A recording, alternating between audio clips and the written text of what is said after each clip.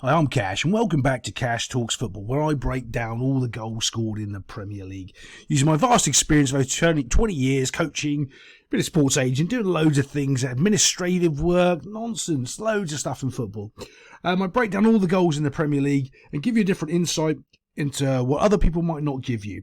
Now, I'm going to go over a couple of things in this Luton Crystal Palace game here, because I'm going to go over some tactics and sort of stuff that Luton are just doing, and it's just terrible, right? I get what they're trying to do. I understand they're trying to pass and move the ball around out the back, and what they're trying. I get it. I get everything they're doing, but the mistakes they're making are mistakes under 14 players are making, and that's the worst part about it. You can make mistakes, yeah, but at the high level, those mistakes better be specific mistakes that you shouldn't be making. When you're 13, 14 and 15. And they're the mistakes that they are making right now that are leading to goal-scoring opportunities. And I'm going to cover them here and show you a little bit why, because they have a goal scored on them, for that reason. Okay, here's the first point of contact. So the ball's been played long down the field, and this guy's receiving it.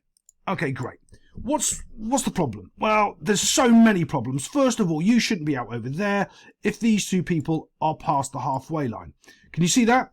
That's the halfway line area there. You can't have half your team on that side and only two on this side. The number of balance is 2 versus 3 already. You've actually pushed it onto the wrong side. The moment this ball is received there, this guy needs to be sprinting back down into this position here and giving him an option to pass to. So when he receives and he turns, and I might not make sense to you just yet, but let me carry on, and it will. But as soon as he turns, do you see he stood still? Well, this guy's made a couple of steps away.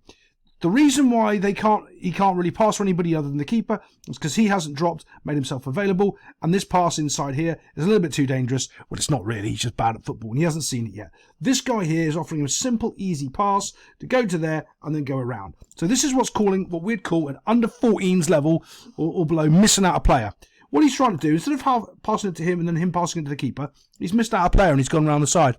And because he's missed out a player, that's why he's made a mistake. That's why they've come in. And not only has he missed out a player, he's also misplayed the pass. So the two things can be, simultaneously true. The weight on the pass can be wrong, and he could have passed to this player, so it wouldn't have been that problem in the first place. He chooses neither of those scenarios. But what he does is he misplaces his ball, bosh, and now it's a foot race. This guy here's got no chance. He didn't move originally, right? That was what I was trying to tell you, straight away. As soon as this guy's received the ball, he needs to be dropping back into the space. The most important thing when you're trying to pass the ball is that everyone is in the right space, or the right shape, technically.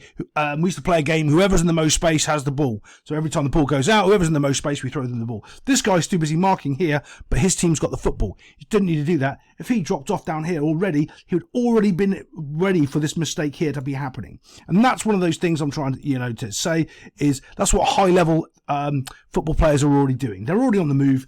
If there is a problem or anyone needs to pass to them, they're already in this space here, and it looks simple because he's waiting for the ball. So when he's passed it, he just passes out the other side. He's not having to run back or sprint back. And look, these two players haven't even bothered really moving.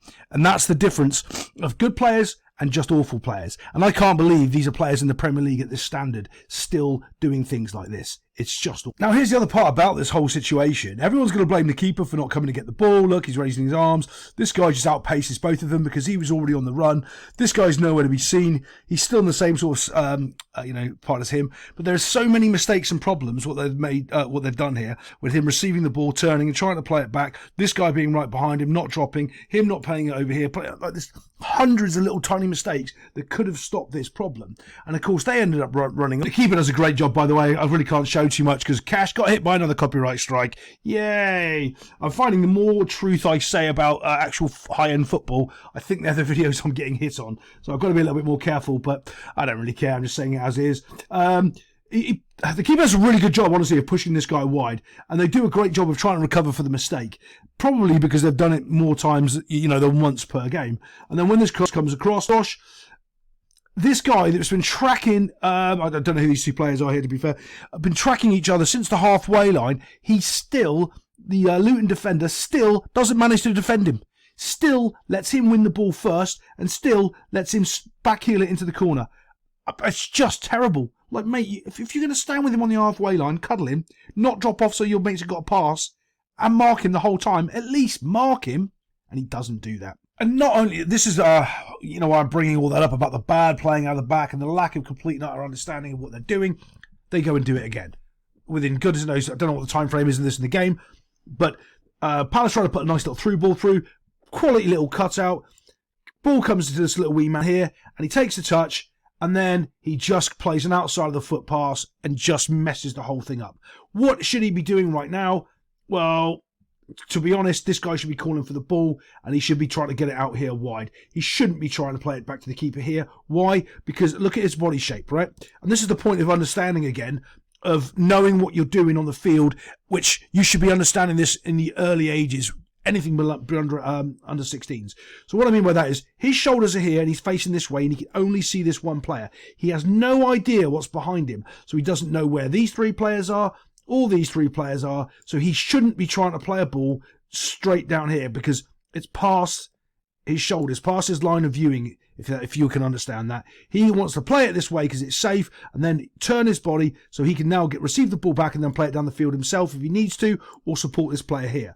He doesn't want to play it this way because he cannot see what's on that side of him. So anything that he plays there is a blind pass. And you think, oh yeah, he can see it. No, I'm telling you he can't, because he's just received the ball. He's had a little touchdown, and if he flicks his head up, you'll see two things. Maybe that guy and maybe the keeper. And then he plays a lazy pass, dosh, outside of the foot with no pace on it, trying to get cute, and basically puts a through ball in for their striker. It's embarrassing that this guy's playing in the Premier League. Thank goodness for their keeper again. He does a wonderful job bailing them out of trouble. And what the keeper does again, he does the exact same thing as he did last time. Instead of pushing him to the right, to the left, he pushes him to the right over here, getting that striker wide, except for last time he managed to get a crossover. The keeper's doing a good job again. So what it really tells you when you're seeing that is the keeper is doing this multiple times, and he's prolific at doing that, which he shouldn't have to be. It's just not good enough. Like that isn't a thing. But it is, apparently. If you've been on my channel before, you'll know how much I rant about idiots taking free kicks well, it's not the idiot that's taking the free kick, but the defensive line. This guy's cut back and he's whipping in a cross. I do like crosses like this that whip in, and if they've got the right whip on them, they're going to end up on target. I do like that. It's very difficult because if you touch the ball at any point along its trajectory, you put it in the goal anyway. It's awful to defend. And what happens when the defenders give you this space to run in behind, it makes it easier for you. As I talk about all the time, when they step up onto this 18-yard line, they give space between the 18-yard line and the goalkeeper for someone of quality to put a ball into. And that's what they do. They think they're playing the offside, but they're not. What they're doing is they're giving the attacking team the advantage of giving them space to attack into. They cannot, there's so many goals in the Premier League that's been scored this year because defences are doing this. And they think, oh yeah, but we're going to get them offside. Yeah, you're not. You're just not, because you're not good enough. And the only reason that people do this is because they've got a world-class goalkeeper that eats up that ball behind you.